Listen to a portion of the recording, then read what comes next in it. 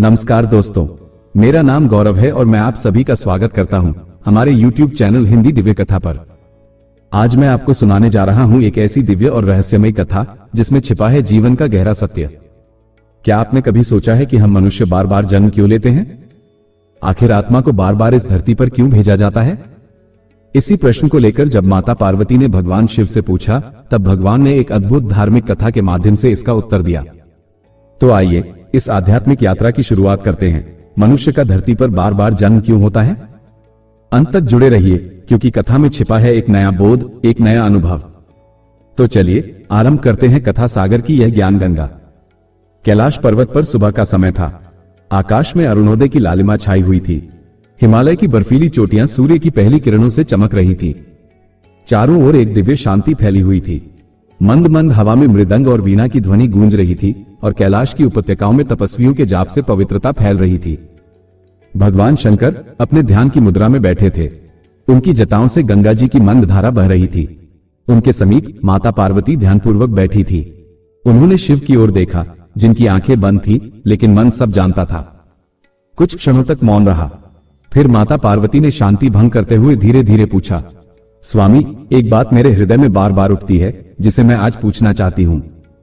भगवान शिव ने नेत्र खोले। उनकी दृष्टि शांत और गहराई से भरी थी। वो बोले, देवी, तुम्हारा प्रश्न मेरे लिए आदेश के समान है। माता पार्वती ने थोड़ी चिंता और जिज्ञासा से कहा, स्वामी, मैं देखती हूं कि मनुष्य जन्म लेता है, जीवन में संघर्ष करता है, दुख सुख झेलता है और अंत में मृत्यु को प्राप्त होता है। लेकिन मृत्यु के बाद भी उसे फिर से जन्म लेना पड़ता है। यही चक्र चलता रहता है, जन्म, जीवन और मृत्यु। क्यों? आखिर आप उन्हें बार बार पृथ्वी पर क्यों भेजते हैं? क्या एक जीवन उनके कर्मों के लिए पर्याप्त नहीं होता? शिव कुछ क्षणों तक मौन रहे। फिर उन्होंने गंभीर स्वर में कहा, देवी, तुम्हारा प्रश्न अत्यंत गूढ़ है। यही प्रश्न सदियों से मुनियों, योगियों और भक्तों के मन में उठता रहा है। जब आत्मा शरीर छोड़ती है, तब वह पूरी तरह से मुक्त नहीं होती। उसके कुछ कर्म शेष रह जाते हैं, कुछ अनुभव अधूरे होते हैं। यही अधूरे अनुभव उसे वापस धरती पर खींच लाते हैं।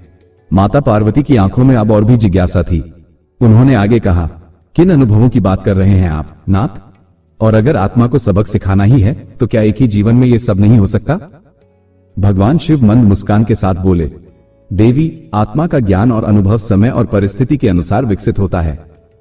एक जीवन में मनुष्य प्रेम करना सीखता है, दूसरे में त्याग, तीसरे में सेवा और चौथे में क्षमा।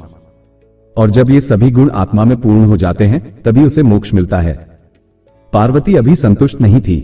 उन्होंने आग्रह किया, स्वामी, यदि आप अनुमति दें तो कृपया कोई उदाहरण दीजिए जिससे मैं इसे और गहराई से समझ सकूं। भगवान शिव ने अपने त्रिनेत्र से एक दिव्य दृष्टांत रचा। उन्होंने कहा, देवी, अब मैं तुम्हें एक ब्रह्मऋषि की कथा सुनाता हूं। एक ऐसा ऋषि जिसे लगता था कि उसने सब कुछ जान लिया है, परंतु सत्य कुछ और ही था। शिव के शब्दों के साथ ही वातावरण बदलने लगा।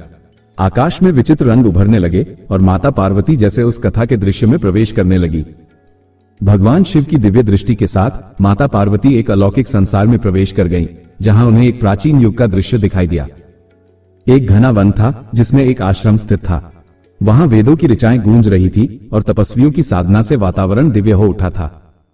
उस आश्रम में रहते थे एक महान तपस्वी, ब्रह्मऋषि आरुणि। वे बचपन से ही परम ज्ञानी थे। उन्होंने वेद, उपनिषद, पुराण, तंत्र, योग और शास्त्रों का गहन अध्ययन किया था। वर्षों की तपस्या के बाद उन्हें दिव्य सिद्धियां प्राप्त हो चुकी थी। वे अग्नि को बुला सकते थे, जल को रोक सकते थे, आकाश में विचरण कर सकते थे। उनके ज्ञान की प्रशंसा देवता भी करते थे। एक दिन जब वे ध्यान से उठे तो उनका मन एक विचार में उलझ गया। उन्होंने आकाश की ओर देखा और बोले, हे प्रभु, मैंने जीवन का रहस्य समझ लिया है। मैं आत्मा और परमात्मा के एकत्व को जान चुका हूं। अब मेरा धरती पर रहना व्यर्थ है। कृपया मुझे जन्म और मृत्यु के बंधन से मुक्त करें। मुझे अब पुनर्जन्म की आवश्यकता नहीं। उनकी वाणी में आत्मविश्वास था, लेकिन उस आत्मविश्वास में अभिमान की झलक थी। तभी एक दिव्य प्रकाश प्रकट हुआ और आकाशवाणी हुई, हे आरुणि, तुम्हारा ज्ञान सराहनीय है, लेकिन अभी अधूरा है। जब तक तुम अनुभव नहीं करोगे, तब तक तुम्हारा ज्ञान केवल शब्दों का संग्रह है। ब्रह्मऋषि चौंके। वे बोले, मैंने हर ग्रंथ पढ़ा है, हर यज्ञ किया है, तप किया है, फिर भी अधूरा? ये कैसे संभव है? उत्तर में केवल मौन मिला। उसी रात जब वे ध्यान में लीन थे, उन्हें एक दिव्य स्वप्न आया। स्वप्न में उन्होंने देखा कि वे अब एक बालक के रूप में जन्म ले चुके हैं। लेकिन किसी ब्राह्मण कुल में नहीं, बल्कि एक निर्धन परिवार में। उनके माता पिता किसान थे जो कठिन परिश्रम करके पेट पालते थे। घर मिट्टी का था, भोजन सीमित था, कभी कभी भूखे सोना पड़ता। ब्रह्मऋषि की आत्मा उस बालक के शरीर में बंद थी, लेकिन चेतना जागृत थी। उन्होंने अनुभव किया, भूख कैसी लगती है जब कोई अपमान करे और सहन करना पड़े, जब ज्ञान न होने पर समाज तिरस्कार करे, जब कोई बीमार मां के लिए दवा न मिले और वो तड़पती रहे। वो हर दिन जीवन के नए पक्ष को अनुभव करते गए जो कभी ग्रंथों में नहीं लिखा था। एक दिन वह बालक एक वृद्ध को नदी पार कराने गया। वृद्ध बहुत भारी था और बालक की पीठ पर लदे हुए उन्होंने कहा, बेटा, तूने आज जो किया वह ईश्वर की सच्ची सेवा है। वहीं पर ब्रह्मऋषि की आत्मा कांप उठी।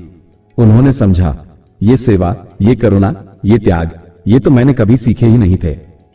उसी क्षण स्वप्न समाप्त हुआ और वे फिर से अपने आश्रम में जागे। अब उनका चेहरा गंभीर था, आंखों से अश्रुधारा बह रही थी। वे आकाश की ओर देखकर बोले, प्रभु, आपने मेरे अभिमान को तोड़कर मुझे सच्चा ज्ञान दिया। मैं जान गया कि केवल ग्रंथों को रट लेना मुक्ति नहीं है। जब तक हम दूसरों के दुख को न समझे तब तक आत्मा शुद्ध नहीं होती। आकाश से उत्तर मिला, अब तुम जान चुके हो आरुणि। यही कारण है कि आत्मा को बार बार जन्म लेना पड़ता है, ताकि वह जान सके कि केवल पढ़ना ही नहीं, जीना भी जरूरी है। कैलाश पर बैठे भगवान शिव ने माता पार्वती की ओर देखा। वे अब शांत थी, पर उनकी आंखों में श्रद्धा और बोध की ज्योति थी। शिव बोले, देवी, ये था ब्रह्मऋषि आरुणि का अनुभव। अब बताओ, क्या आत्मा एक जन्म में पूर्ण हो सकती है? पार्वती ने सिर झुका दिया और कहा, स्वामी, अब मुझे उत्तर मिल गया। आत्मा का पूर्ण ज्ञान केवल अध्ययन से नहीं, अनुभव से होता है। कैलाश पर्वत की गोद में भगवान शिव की वाणी से उत्पन्न कथा सुनकर माता पार्वती मौन हो गईं। उनके मुख पर गंभीरता थी, पर भीतर एक तेज प्रकाश जैसा अनुभव हो रहा था।